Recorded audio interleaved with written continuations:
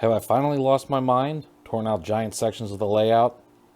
Find out this month on the Allegheny Northern's September update.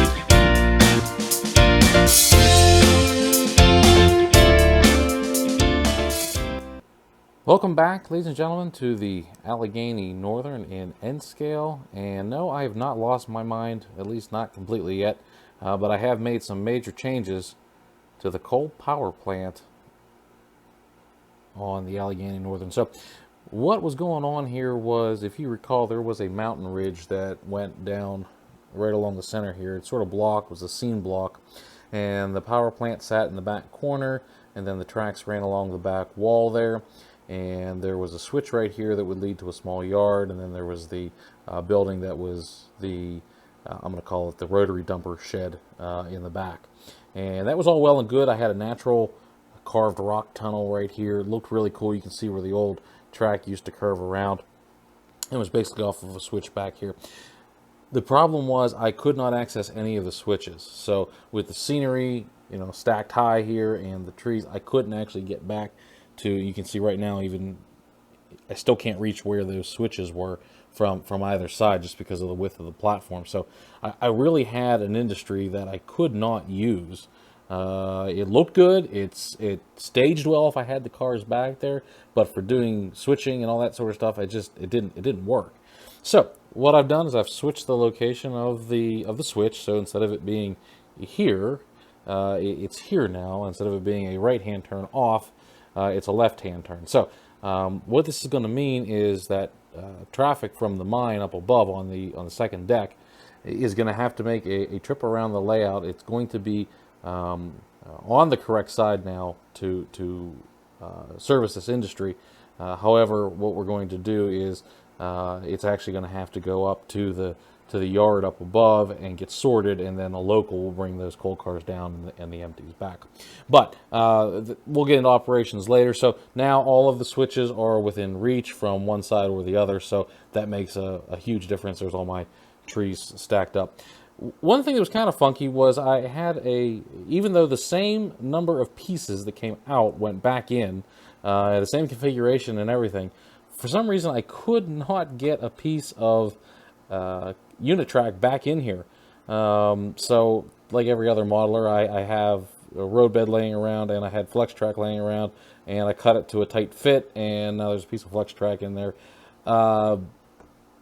I don't like to do that because I'm mixing and matching track, but it's smooth joint. I've run trains over it. Don't have any issues with it, so I'm going to leave it exposed for a little while longer just to make sure everything's fine. I don't have any funky derailments with anything, and then I'll just ballast it in, and you'll never know the difference. But it's sort of it was sort of weird that it didn't go back in the same way it came out. I don't know what happened, and I'm not gonna question it. I'm guessing I had something funky in the original install. But so I'm gonna clean up this pond, which many of you haven't ever seen because it was behind this mountain here. I'm gonna get this all sort of worked out. But how it's gonna lay out now is there are 3 tracks here that will be for coal, either 2 in, 1 out. This track here, the longer of the 2 tracks, is going to be where the rotary dump is going to sit. I'm going to have to build some additional conveyors to get it over to the plant itself, because the ones that I have aren't quite enough.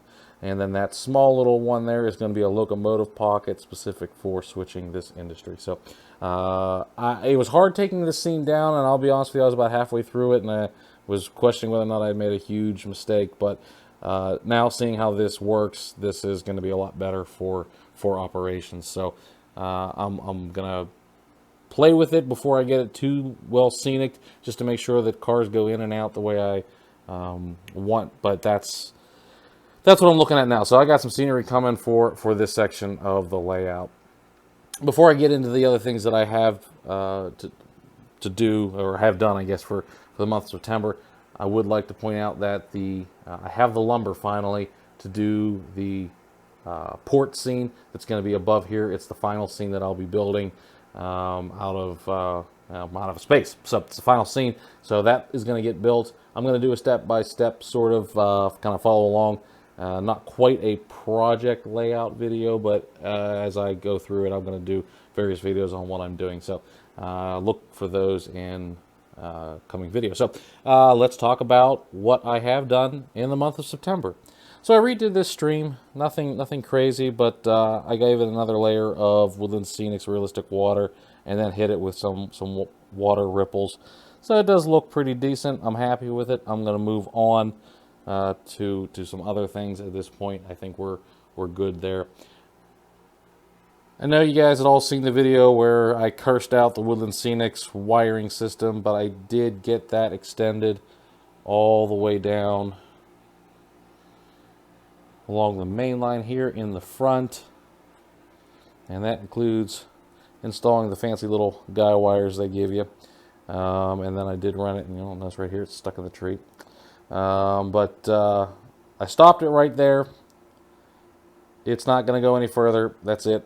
That's as far as I'm going to run these. They're just too expensive to bury them, so we're going to leave that alone.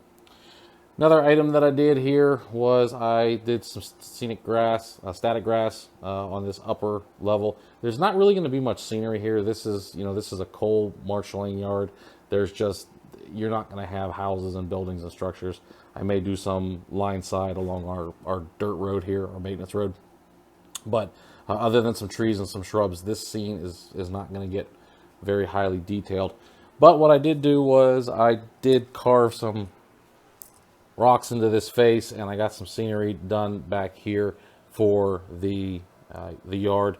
So this stuff here is kind of cool. This is AK's Interactive. It's called it's either mud or wet ground or something like that. And if you look at it, it looks like mud or wet ground or something like that. So it works out perfectly, and that's kind of what I wanted to do here. I think I'm going to make this scene with some snow piles, the melting snow.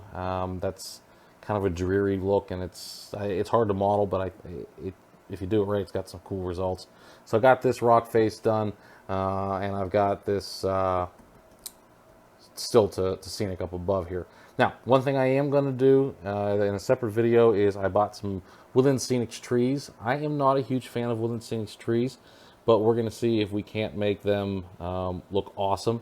And the only reason I did that is because I'm having a real hard time finding the super trees right now. None of my local hobby shop isn't carrying them, and the place I order from online doesn't have them, so sort of delayed purchasing that. But I did find Woodland Scenics is in abundance, so we're going to see if we can make them look decent.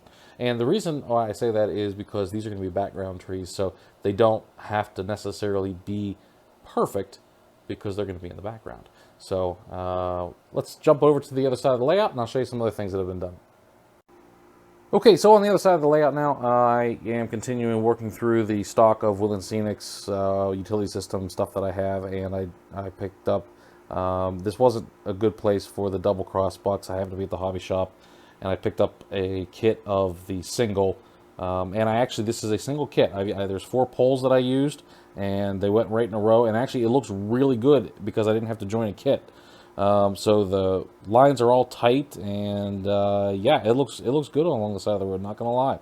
I did something that most of the folks I see modeling don't do, and that is I tied the lines to the turntable. And before you go, oh my god, how are you gonna make it turn? What I did is I made a loop in the wire, actually, and I glued that as a collar. So it just slips. I'm not going to pull it off because it's going to be a pain in the butt trying to get back on one hand, but it just slips over the pin at the top here. So as the turntable turns, the rope just stays in place, and the turntable turns around it, and nothing happens, which is exactly what you want. So normally there would be a specialty harness on here, and the wires that would feed the bridge and the motor, they would have a harness that would keep the wires from getting twisted around it. Obviously, that's a lot to try to model in N-scale, so just sort of making a loop. All I did was use a little bit of Gorilla Glue right on the edge here, and then cut the wires back to be tight. So yes, I did run that through the paces to make sure that it wouldn't get snagged and rip the wire, which it didn't. So we're going to call that part a success. Okay, so using up the last of the Woodland Scenics utility system that I have, I ran from here just along the back. I had nowhere to, I didn't have any more kits to tie together, so that's going to sit up on top of the cement silos there until it's ready to extend on, or I get another poles or something. But I also did the back of house here, so I have all of the services for the strip mall. Put the guy wires in, and then you got a little bit of funky wire here. They got twisted somehow, so I got to fix that up a little bit. But ran that across the street and then down in front of this utility here. So once again, I got to figure out what I'm going to do, whether I'm going to buy more of these or just leave this alone. So I've got just got the spool hanging on the edge here until I figure that out. Okay, so I did pick up the utility system, the substation. It's going to have a home over here with the power plant and the bigger utility poles. So we're going to go ahead and get that set here. The other pickup is it's not a new thing. It's just going to be new to this area. Is Flagpole. What would our giant station be without the good old American flag out front? So with the light. So once that scenery comes along a little bit more, we'll get the flag flying proud out front. And then before, it is called wet ground from earlier. So if you're looking for a muddy terrain, that's a good choice. One last, and this is a very minor thing, I did make some puddles along the right of way, some deep trenches where water would have accumulated maybe due to poor maintenance, drainage, that sort of thing. So I got that in place as well. Okay, so let's give a brief preview of where we're going here for the month of October. So now in southwestern Pennsylvania, our weather has already started turning. So the leaves are starting to fall to the ground, and that means it is almost hardcore modeling season, only because it's going to be too damn cold outside soon to do much of anything else. So while I'm enjoying the last few days, weeks here of decent weather, I am planning what is coming. So I already mentioned that the port scene, I'm going to build that framework for the winter months. Basically, that is going to be a winter project. I have not laid out yet the track plan. I have an idea of what I want. I just haven't figured out if I want the boat on the front or on the back. It's probably going to be on the back side, just because those container ships are massive and I don't want them to hide the trains, which will be front and center. Plus, I'll need to be able to reach the trains. I have not figured out exactly what my track configuration is going to be, and what I'm deciding is I've got one track in, and then the trains are going to have to leave on that same track. So because it's going to be stub-ended, as most ports are, because you've got the ocean or river or whatever in front of you, lake, I need a way to then get the locos to escape from their train, basically. So I'm going to toy around with some different designs on that. And I'm also kind of concerned about the amount of space that a yard ladder would take up using, say, a number 6 Cato switch. And I know everybody hates the number 4s. They do work if you have them in the proper configuration. When I say that is, you give the wheel sets on your locomotives and cars enough time to straighten out from a curve or something before they go into the number 4. It'll run flawlessly. But if you've got tight curves and everything else, which is typically why you'd have a number 4 to begin with on most of your layouts, due to size and constraint of space, then they don't have enough time to straighten out, and your six